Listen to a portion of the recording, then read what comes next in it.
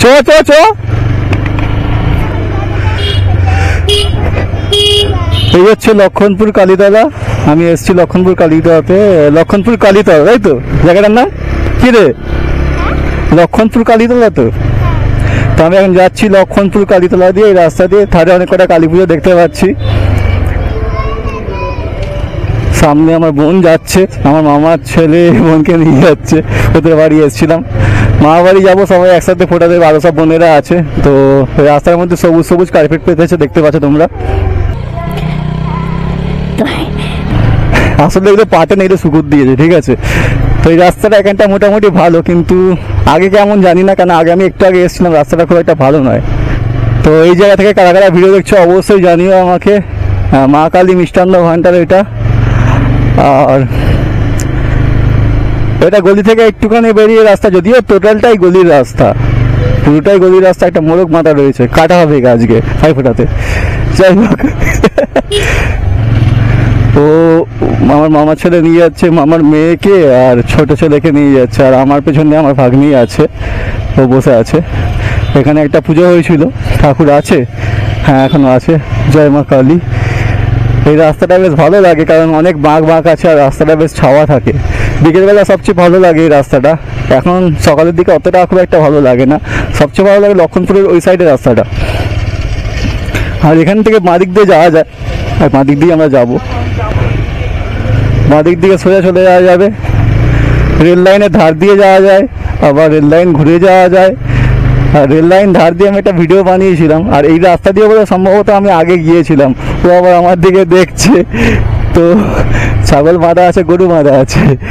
এখানে একটা মাঠ রয়েছে, একটা স্কুল বোধ হয় নাকি, না একটা মন্দির আছে। এখানেও একটা পুজো হয়েছে, কালী পুজো। আজকে ভাইফোঁটার দিন, সবাইকে জানাই শুভ ভাইফোঁটা। বেশ কালী ঠাকুরটা সুন্দর করেছে, কিন্তু ব্যাক সাইডে বলে দেখাতে পারলাম না আমি।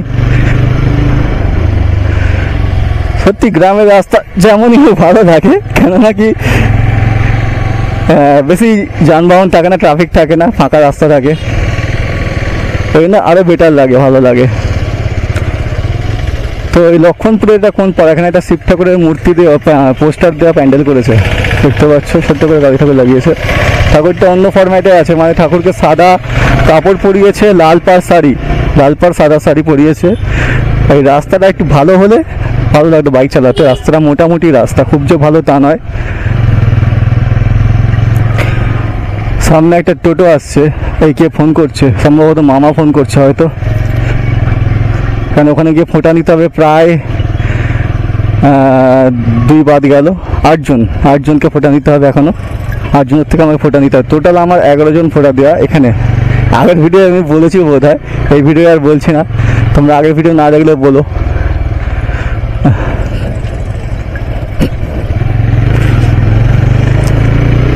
আমার প্রোফাইলেই আগের ভিডিওটা আছে, যারা ভিডিওটা দেখতে পাবে না, আমার প্রোফাইলটা ভিজিট করো, ভিডিওটা দেখতে পাবে। এর আগেই আপলোড করবো, এই ভিডিওটার আগেই।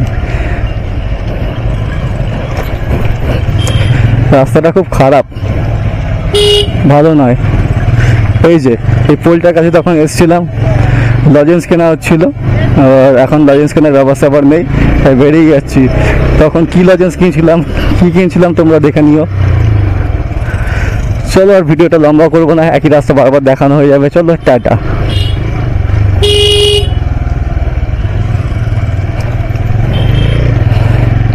বাঁশ বাগানের সাইড দিয়ে রাস্তা না।